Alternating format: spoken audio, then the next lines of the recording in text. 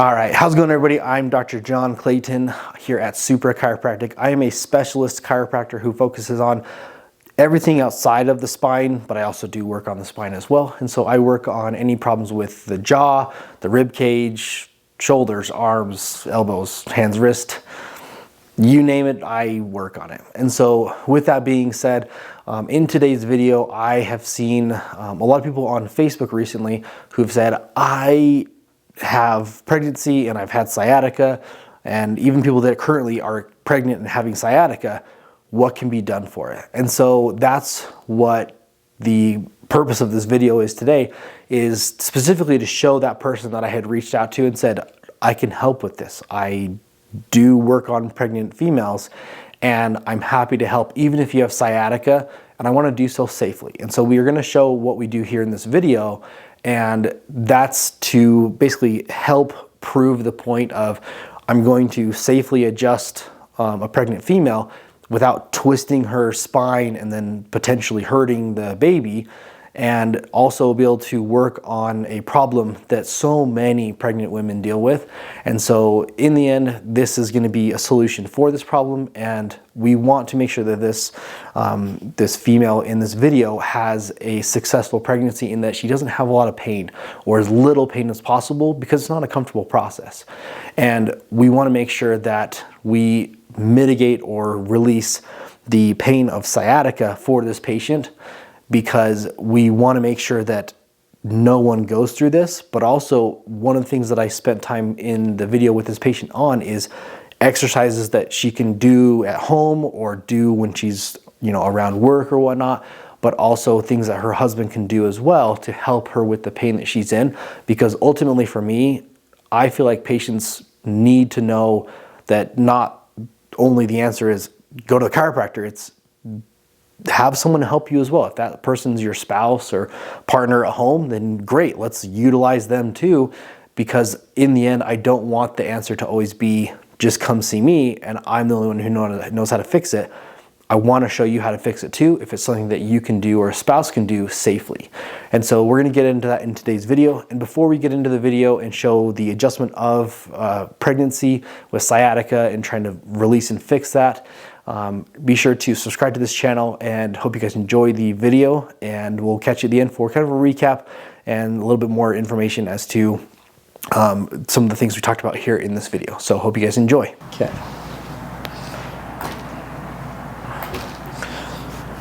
Deep breath in here.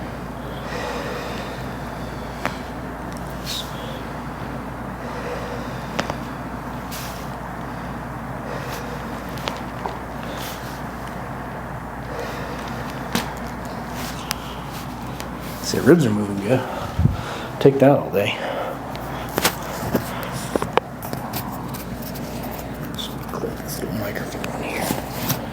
Deep breath in here.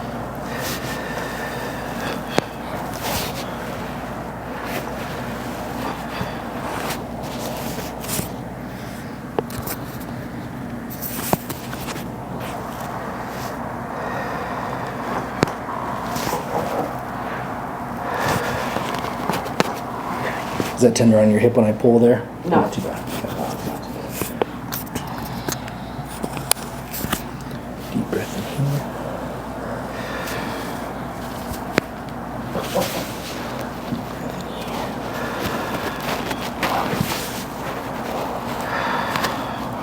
I would say third trimester adjusting is always a little bit different. It's like things move somewhat easier, but also it's like a little intense too. So it's a little tender.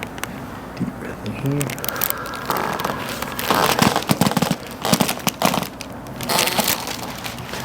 Deep breath in here. Nice. First rib up here. Deep breath in here. There. Oh, sorry, so tight. Deep breath in here. Nice. You go. My scrubs are getting tight. Oh, gotcha. No, you're good. It's like they don't make a lot of scrubs for pregnancy, right? They actually do. I just didn't want to. Do they really? Yeah, they're just No expensive. way. I can see that. Like, we had to put extra material in there. Yeah. Table's gonna make a loud sound. Perfect.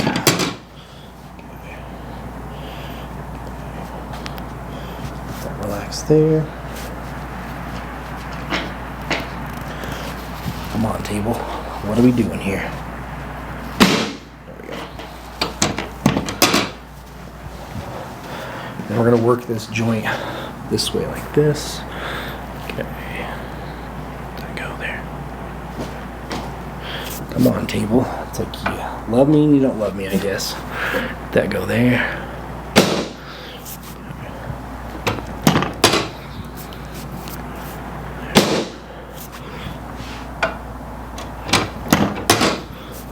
That go there. Go.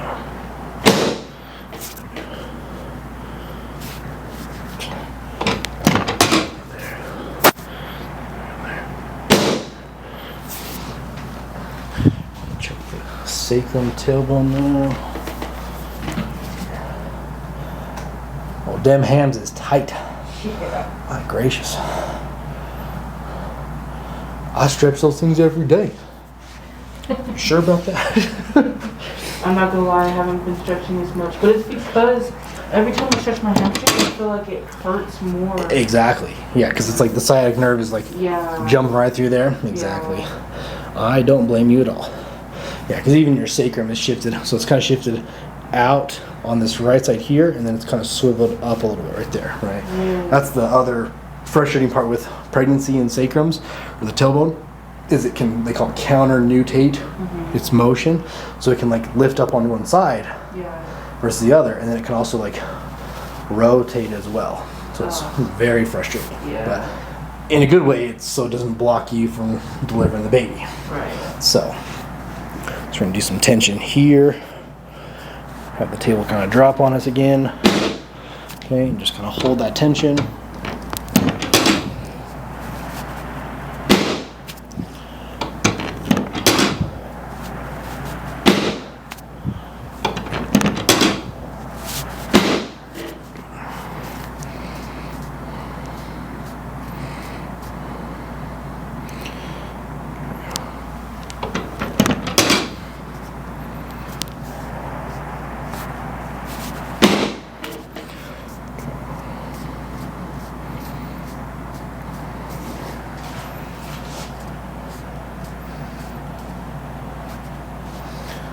So the two muscles we want to work through are going to be the gluteus medius right here and the gluteus maximus right there. Okay. So we're going to show our main areas that we want to focus on to release the tension of the sciatic nerve on the glute area. And so one of the biggest considerations we have to make is for pregnancy is we can't do dry needling, and it's not going to be the safest thing to do. So we have to do everything manually. So the way we're going to do this is we're going to use kind of some deep tissue style techniques to push on the muscles, work them kind of slowly to release them, and then we'll show a couple different ways or positions that the patient can lay in so we can do this as safe as possible without hurting the baby. So when we go through and work on this area here, we want to find the hip bone right there. We want to use the forearm elbow area here. We're going to go kind of the top of the pocket area here. We're just going to put some tension just downwards like this into the glute. You can kind of see me compress the glute, and I want to pull down and then just kind of tuck the elbow in. And in some cases, you'll see the leg elevate like it is right there. And we want to just kind of hold the pressure to the patient's tolerance. And so if you're saying, well, how long should this kind of be held for? Between 10 and 30 seconds probably, unless the patient can handle longer. Then you want to repeat the same process. If you take the top of the cheek and the bottom of the cheek, or if you go from the side, the hip bone, and go straight in like this, that's going to be that middle area for the gluteus maximus. So gluteus medius, gluteus maximus, we're going to go here. Elbow, we're going to compress down, slide down, tuck in like this. Same thing, leg kind of lifts off. A lot of times what patients will feel when I do this is the exact feeling of the sciatica, which is pain, kind of a lightning pain in the glute area, and it travels down to about the back of the knee area as well. So we're going to hold that tension. And she's really tough because most people will be screaming when we do this, so, you know, she's a tough cookie. Good. And then what we're trying to do is release the piriformis, because the piriformis muscle, which is kind of the easiest way to kind of follow it or find it, is find the hip bone where the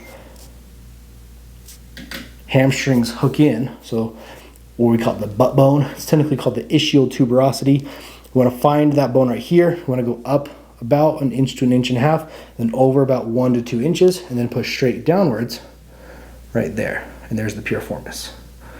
And so you can use kind of a process of elimination to figure out where the pinch of the sciatic nerve is coming from, whether it's the upper portion by the gluteus medius, the gluteus maximus in the middle, or the piriformis down lower.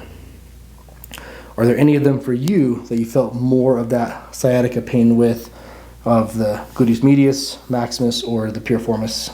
Or are they all bad? I think the most was the maximus. Maximus right here in the middle? Okay, perfect.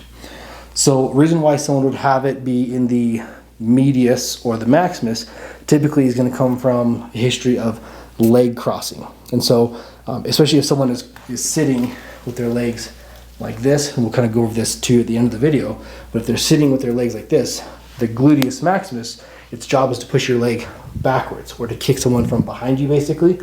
And so if it can't do that, or it's doing the opposite of that, like this, it's going to be a problem. And that's what we usually will tell people to avoid, especially during pregnancy, of crossing your ankles or crossing your legs so it doesn't tighten up the glute and then therefore cause a sciatic reaction. So I'm going to show you real quick too. So if there's a way that a patient that's pregnant can lay face down, we want to also work on the hamstring group. So you have kind of 3 different hamstring muscles here: semimembranosus, semitendinosus, and the biceps femoris. Biceps femoris is the biggest one, but our sciatic nerve is going to run basically straight through the middle of this area through here.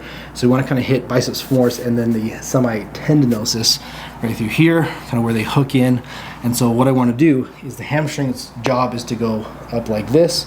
So we want to do the opposite, and we want to go into hyperextension and then push straight down like this, pin that area down, and then slowly push on the heel to then extend the leg out, or hyperextend the leg, so to speak.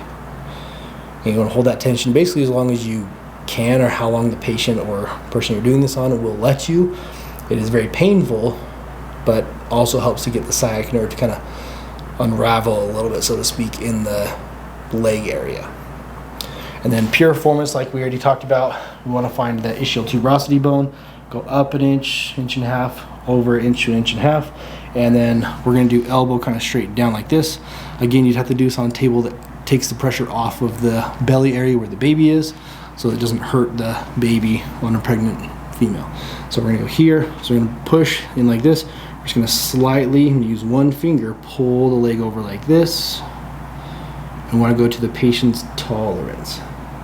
They're not going to have the same amount of flexibility as someone that would be not pregnant. I'm just going to hold that pressure like that while maintaining that pressure with this elbow right there.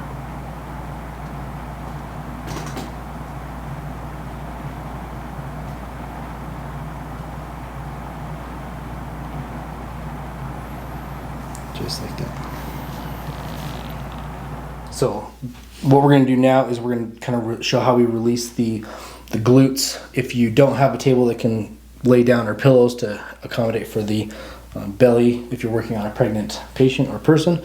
So you want to find some kind of surface, like you could use a bed, you could use a couch, you can use the floor like a coffee table.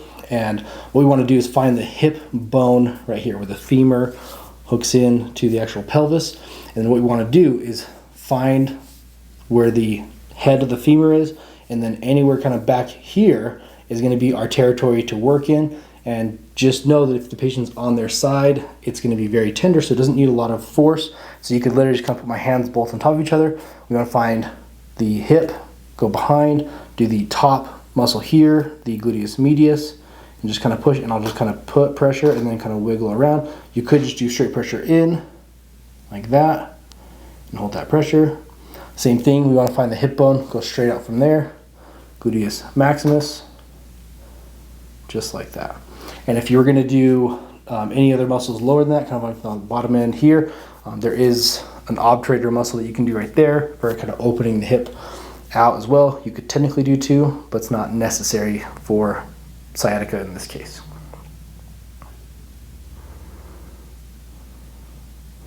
Okay, and then that's how we would do it from a side lying perspective. Relax there. Nice. Yeah. Sweet. Nice. Okay. And then we're going to use our, according to, I know, it's better than to use my hands, I guess, right? Yeah. So we're going to go nice and light pressure. Okay, 7 pounds. And so when we felt the hips, we're going to kind of have a higher pubic symphysis on this side compared to this side here. So this side here, we're going to be pushing from bottom to top. Okay, so and a lot of people think this doesn't move anything or do anything, like on TikTok and stuff, but you can attest that you can actually feel the pressure of it, even if it's 7 pounds. Yes. Okay, we're going to put the thumb on the bottom of the pubic symphysis, just like, and on the top. Sorry, right there. Top side's always more tender, sorry. Yeah, I know.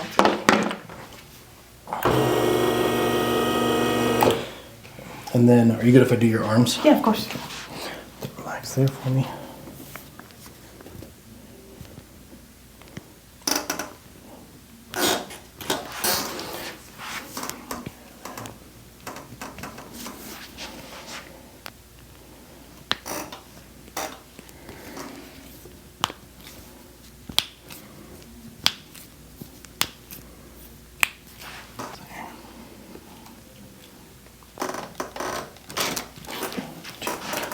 Sorry, I'm trying to relax it. You're good. You're good.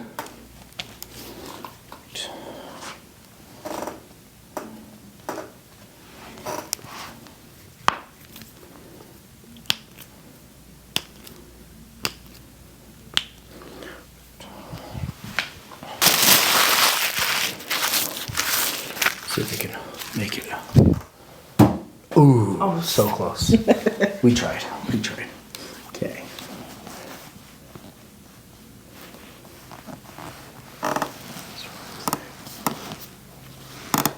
Go.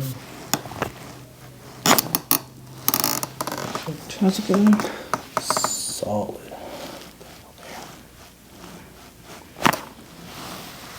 Beauty. Love it. Okay, one last deep breath in. All the way out. Perfect. Right. Ready? Let's do it. Alright. That was the fun part, trying to move after. Yeah. Okay.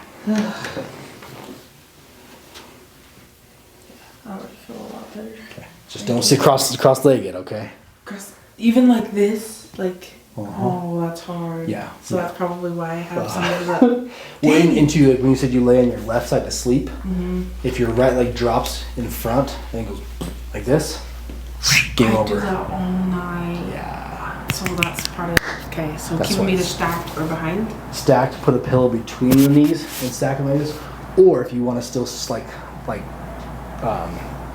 scissor it out like that, right? Make sure there's something that doesn't Correct. let my hip drop. Correct. Exactly. So yeah, put a big pillow here, put it here, or your husband, right? Yeah. Put them here, and then put your knee on top of that, so your pelvis doesn't twist when you do that. I do that. So that's probably That's the yeah. culprit. Because I'll have a pillow in between my knees, but I literally will rotate. Yep. That's our culprit. So Okay. 7 more weeks of not doing that, and then you can do whatever you want. So. And then just like with, because it already feels a lot better, but I know that it probably just won't go away completely, huh? To a degree, but if you stop doing what's causing it to tighten up, like at nighttime, throughout your day, if you're working and you're crossing your ankles over, potentially, yeah, it will still be there. But it's like, but if you make the change now, then I can see it, like releasing actually all the way or enough to have you manage it. It's manageable for the rest of the pregnancy. And then usually once the pregnancy, you do the delivery and everything, it kind of just goes away. And if it doesn't, then I can just go into full dry needling and just then get rid of it then. Okay. So. I guess, is there anything that I can do, like if it flares, because like last night it was flaring up so bad, like I can hardly walk. Okay. Is there anything, just the pressure? Yeah, so you'd want, because of how tight that is, you'd want to do the pressure stuff. But again, just remember that the gluteus maximus' job is to go backwards like this. The gluteus medius' job is to go out like this, right? So it's like, you feel like, what do I avoid? Like, avoid this, because that's lifting it, elevating it, and then pulling it the other direction, right? And so I would say like you can use minor amounts of heat, right? Heating pads. Just don't apply deep heat for long periods of time, or like you wouldn't want to sit in a hot tub. You could do a warm bath to a certain height level, right? Like a 3 to 4 inch bath, and just kind of warm the area to then loosen the muscle. And then any kind of stretching movement where you're trying to do the opposite and kind of open up your hip and everything is going to be good to get blood flow through there and everything, right? The more the ones that hurt the most. Yeah. But that's why. Exactly. I need to do it. Correct. And so the more you can do movement, great. Let's say another big thing that I encourage pregnant women to do is go for walks, right? So the more you can walk, right, it's going to be kind of a full body workout in a way, but also watch how you walk, because if you walk like a penguin, it's going to just tighten up the glutes as well, right? Which is really hard. Also, I've been trying not to walk like that, but I feel like I have to. You almost have to, yeah. So it's like do the best you can, right? Make sure you walk with tennis shoes. Don't walk with flip flops and stuff. Walk with tennis shoes on, and then do your best to move around, stay as try not to be stuck in one position unless you're sleeping, right? Okay. So, but then even if you're sleeping, stay in a healthy position that doesn't contort your pelvis, and then tighten up everything as a result. Okay. Sound good? Perfect. Yes. Sweet. All right, so I hope you guys enjoyed watching that video and kind of seeing the difference of adjusting a pregnant female that's dealing with sciatica, and some of the ways we can kind of work through that, mostly through deep tissue. And one of the things that I touched on here in the video, and I didn't show, but when I mentioned that dry needling is not a safe technique for pregnancy, it was to make the point of, I don't think that anyone that does dry needling should pursue needling a pregnant female. Are there some out there that are maybe specialized in pelvic floor type dry needling techniques, or they've had experience in already working with pregnant females and they know what to do and what not to do? Probably. And so when I mentioned in the video that it's not safe to dry needle during pregnancy, it was mainly for the application of electricity through the needles with dry needling. And so in the end, if someone said, well, I went and did acupuncture during pregnancy, great, no problem, go for it, right? I'm not saying that that's not safe. I'm just saying that anyone trying to apply your typical dry needling approaches to pregnancy, it would not be safe. And so even though I didn't show it in this video, I did use one needle for the patient, and I put it in a safe location to access the piriformis muscle to release it on that right side. Again, I did not show this in the video, mainly to protect the patient and just their privacy, but we did end up using a dry needling technique. However, no electricity was applied through the needle. And so we just mainly kind of broke up that piriformis muscle, the tension in it, to give the patient the full relief, because the piriformis was the culprit in what was causing the sciatic pain for the patient. And so the other thing we talked about in the video that I didn't really express too well was the leg crossing of a patient. And so most people, when they sit down, they'll kind of cross their legs over each other like this, and that in the end will tighten up the glutes. And then any variation of crossing your legs in a sitting position will also put a lot of stretch and tension on the glutes. Therefore, they will tighten as a response. And so in the end with this, I try to make sure that when I'm working on a problem, that the answer isn't just, oh, well, come in and see me and I'll fix it. It's, I want you to know that there are other things you can do to fix this problem. And in a lot of ways, if the problem is so painful, I want to figure out the easiest solution as possible. And usually that solution to me should be something that is either simple, cheap, or even free, and easy to do for someone, and easy to understand. And so that's as simple as saying to a patient that's experienced sciatica or low back and hip pain, hey, don't cross your legs. They're going to go, is it really that easy?